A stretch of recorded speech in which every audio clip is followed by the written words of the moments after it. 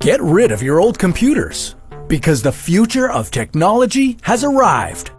It's not artificial intelligence or virtual reality. It's something called quantum computing.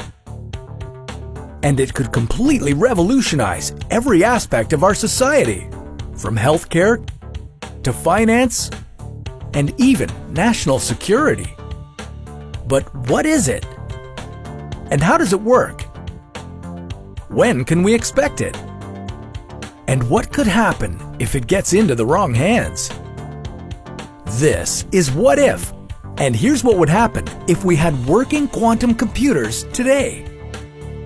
Basically, a quantum computer is a super efficient version of the regular computers you already know and love.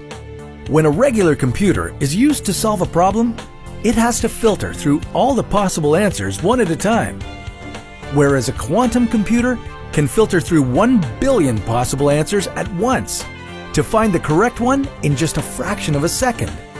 The technology is so advanced that hardly anyone knows how to program it, let alone how to use it.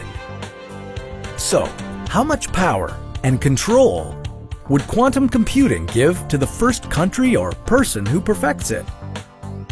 Alright, to understand how quantum computers are going to change your life, it helps to understand how they would work first. Today, computers are binary. They process information using bits, where every bit can only exist as a 1 or a 0, and nothing else.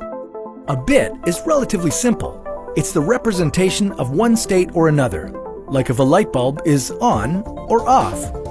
In today's computers, a bit is represented by a current pulse or an electrical voltage.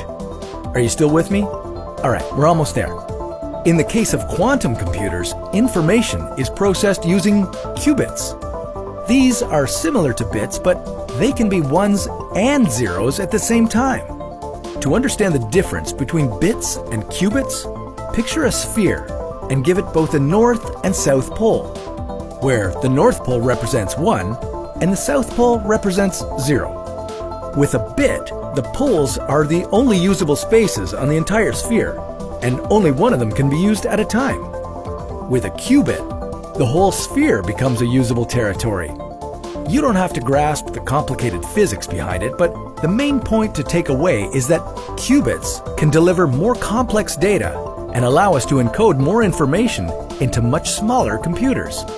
Some of the most progressive tech companies like Google, NASA, and IBM have already made versions of this technology. Now they're racing to perfect it. Once they're perfected, quantum computers will offer lots of benefits.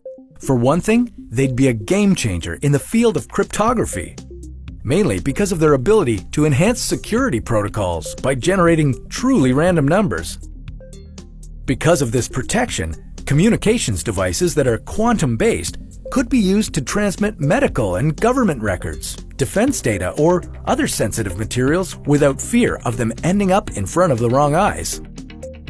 Being able to calculate and process so much information so much faster would help us to find new drugs to treat diseases.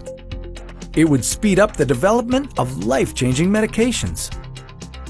Quantum computers would give us the power to better deal with climate change by allowing for better software models describing what is happening to our atmosphere.